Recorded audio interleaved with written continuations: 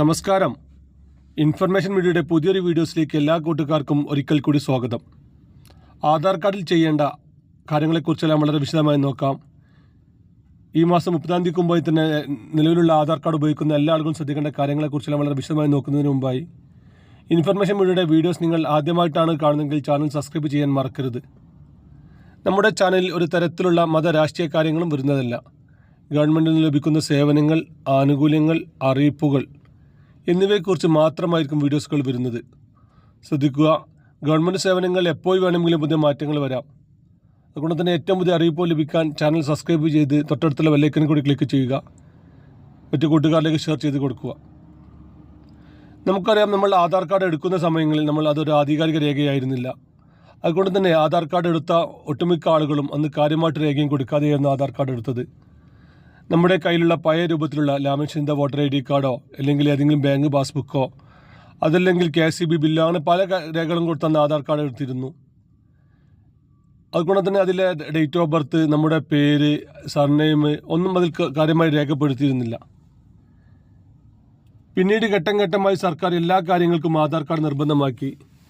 Aadhaar card ഇല്ലാതെ ഗവൺമെൻറ്റിൽ നിന്നും ഒരു സേവനങ്ങളോ ആനുകൂല്യങ്ങളോ ലഭിക്കാത്ത സ്ഥിതി വരെ ഉണ്ടായി. പിന്നീടാണ് നമ്മുടെ എല്ലാ കാര്യങ്ങളും ആധാർ കാർഡുമായി ലിങ്ക് ചെയ്യേണ്ടി വന്നത്. നമ്മുടെ മൊബൈൽ ഫോണായാലും ശരി, നമ്മുടെ ബാങ്ക് പാസ്ബുക്ക്, നമ്മുടെ പെൻഷൻ, അങ്ങനെ നമ്മൾ ഗവൺമെൻറ് ലഭിക്കുന്ന എല്ലാ അറിയിപ്പുകൾക്കും സേവനങ്ങൾക്കും നമ്മുടെ ആധാർ കാർഡുമായി ലിങ്ക് ചെയ്യേണ്ടി വന്നു. അപ്പോഴാണ് നമ്മുടെ ഡേറ്റ് ഓഫ് ബർത്തിൻ്റെ പ്രശ്നങ്ങൾ, അതുപോലെ തന്നെ നമ്മുടെ പേരിൻ്റെ പ്രശ്നങ്ങളെല്ലാം നമുക്ക് വന്നത്.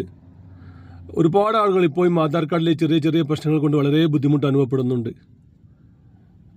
അതുകൊണ്ട് തന്നെ ഈ ഒരു മെയ് മാസത്തിന് ശേഷം ഇനിയും ആധാർ കാർഡിലെ പേരുകൾ മാറ്റാനും അല്ലെങ്കിൽ ഡേറ്റ് ഓഫ് ബർത്ത് തിരുത്താനും അങ്ങനെയുള്ള എല്ലാ കാര്യങ്ങൾക്കും ഇനി ബുദ്ധിമുട്ട് കൂടുതൽ സങ്കീർണമാവുകയാണ്.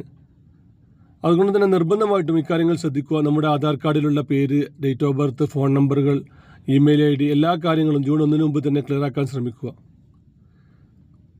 ഇപ്പോൾ തന്നെ അക്ഷയ കേന്ദ്രങ്ങൾ നല്ല തിരക്കാണ്. +1 അഡ്മിഷൻ അടക്കമുള്ള കാര്യങ്ങളായി കേന്ദ്രത്തിൽ നല്ല തിരക്കാണ്. ഇനിയും തിരക്ക് കൂടാൻ പോവുകയാണ്. ഡിഗ്രി അഡ്മിഷൻ, അതുപോലെ തന്നെ കുട്ടികളുടെ സ്കോളർഷിപ്പ് സംബന്ധമായിട്ടുള്ള കാര്യങ്ങളെല്ലാം അക്ഷയ കേന്ദ്രങ്ങൾ നല്ല തിരക്കായിരിക്കും. അതിന് മുന്നോടിയായി തന്നെ ഈ ഒരു മാസത്തിന് മുമ്പ് തന്നെ ഇങ്ങനെയുള്ള കാര്യങ്ങൾ തീർക്കാൻ ശ്രമിക്കുക. അതുപോലെ തന്നെ ശ്രദ്ധിക്കേണ്ട മറ്റൊരു കാര്യമാണ്, 5 വയസ്സിന് മുമ്പ് എടുത്ത ആധാർ കാർഡ് ആണെങ്കിൽ കുട്ടികളെ ഇനി സ്കൂൾ ചേർക്കുന്നതിന് മുമ്പായി തന്നെ ആധാർ കാർഡ് ഒന്ന് അപ്ഡേറ്റ് ചെയ്യുക. അല്ലാത്ത പക്ഷം കുട്ടികൾക്ക് പിന്നീട് അവരുടെ ഫിംഗർ പ്രിൻറ്റ് സംബന്ധമായിട്ടുള്ള ഒരു കാര്യങ്ങളും അവർക്ക് ലഭിക്കുകയില്ല. അതുപോലെ തന്നെ ശ്രദ്ധിക്കേണ്ട മറ്റൊരു വിഷയമാണ്, 15 വയസ്സിന് മുമ്പ് എടുത്ത ആധാർ കാർഡ് ആണെങ്കിൽ ഇപ്പോൾ ആ കുട്ടികൾ SLC കഴിഞ്ഞിട്ടുണ്ടാകും. ആ കുട്ടികളുടെ +1 അഡ്മിഷൻ അടക്കമുള്ള കാര്യങ്ങൾ, സ്കോളർഷിപ്പ് സംബന്ധമായിട്ടുള്ള കാര്യങ്ങൾ, ഡിഗ്രി അഡ്മിഷൻ സംബന്ധമായിട്ടുള്ള കാര്യങ്ങൾ, അങ്ങനെ ഒരുപാട് കാര്യങ്ങൾക്ക് ഈ ആധാർ കാർഡിലെ അപ്ഡേഷൻ നിർബന്ധമാണ്. ആധാർ കാർഡ് അപ്ഡേഷൻ ചെയ്തിട്ടില്ല എന്നുണ്ടെങ്കിൽ പിന്നീട് അവരുടെ ആധാർ കാർഡ് ഉപയോഗമില്ല എന്നാണ് അവർ കണക്കാക്കുന്നത്. അതുകൊണ്ട് തന്നെ നിർബന്ധമായിട്ടും ആധാർ കാർഡ് അപ്ഡേറ്റ് ചെയ്യുക. മറ്റൊരു കാര്യം ശ്രദ്ധിക്കേണ്ടത്, കുട്ടികളെ സ്കൂൾ ചേർക്കുന്നതിന് മുമ്പായി തന്നെ കുട്ടികൾക്ക് ആധാർ കാർഡ് എടുക്കുക എന്നുള്ളതാണ്. സ്കൂൾ ചേർക്കുന്നതിന് മുമ്പ് ആധാർ കാർഡ് എടുക്കാൻ രക്ഷിതാക്കളുടെ ആധാർ കാർഡിൻ്റെ കോപ്പിയും കുട്ടികളുടെ ജനന സർട്ടിഫിക്കറ്റ് മാത്രം മതിയാകും. പിന്നീട് സ്കൂൾ ചേർത്തി കഴിഞ്ഞാൽ സ്കൂളിൽ നിന്നുള്ള മേലധികാരിയുടെ ഒപ്പോട് കൂടിയ പേപ്പറുകൾ, അങ്ങനെ ഒരുപാട് രേഖകൾ പിന്നീട് ആവശ്യമുണ്ടാകും. അതുകൊണ്ട് തന്നെ നിർബന്ധമായിട്ടും കുട്ടികളെ സ്കൂൾ ചേർക്കുന്നതിന് 5 വയസ്സിന് മുമ്പായി തന്നെ ആധാർ കാർഡ് എടുക്കാൻ ശ്രമിക്കുക. ആധാർ കാർഡ് എടുക്കാൻ അങ്ങനെ ഒരു പ്രായത്തിനെ കണക്കില്ല. കുട്ടികൾക്ക് ജനന സർട്ടിഫിക്കറ്റ് ലഭിച്ചു കഴിഞ്ഞാൽ എപ്പോൾ വേണമെങ്കിലും ആധാർ കാർഡ് എടുക്കാം. ചെറിയ കുട്ടികൾക്ക് വരെ ആധാർ കാർഡ് എടുക്കാൻ സാധിക്കുന്നുണ്ട്. അതുപോലെ തന്നെ ഇപ്പോഴും പ്രവാസികളായ ഒരുപാട് ആളുകൾ ആധാർ കാർഡ് എടുത്തിട്ടില്ലെന്നാണ് ഇപ്പോൾ സർക്കാരിൽ നിന്നുള്ള കണക്കുകൾ വ്യക്തമാക്കുന്നത്. അവർക്ക് ആധാർ കാർഡ് കിട്ടാൻ ഒരുപാട് ബുദ്ധിമുട്ടുകളാണ്. വില്ലേജ് ഓഫീസറുടെ സാക്ഷ്യപത്രങ്ങൾ അടക്കമുള്ള കാര്യങ്ങൾ അതിനാവശ്യമുണ്ട്. അതുപോലെ തന്നെ 8 മുതൽ 12 മാസം വരെ, 1 വർഷം വരെ ചിലപ്പോൾ അവരുടെ ആധാർ കാർഡ് അപ്രൂവൽ ചെയ്യാൻ ടൈം എടുക്കുന്നുമുണ്ട്.